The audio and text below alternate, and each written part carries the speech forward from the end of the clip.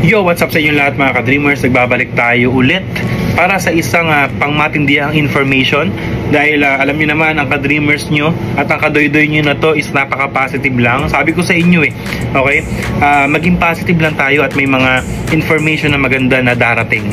Like, I just want to share sa inyo mga ka-dreamers na isa sa mga co-worker ko dito, FCA siya, means Food Counter Attendant dito sa Tim Hortons, na-approve po ang kanyang working permit. Okay, TFWP pa rin ang pinag-uusapan natin dito. 2 years po na-approve mga ka-dreamers ko. So, sabi ko naman sa inyo, walang susuko sa pangarap, laban lang sa pangarap hanggang sa makuha nyo yun. Walang susuko, walang uuwi, kung kaya pa, laban. Kung makakita kayo ng employer, i-apply nyo pa din kasi may na-approve nga katrabaho ko pa. 2 years yun mga ka-dreamers ko.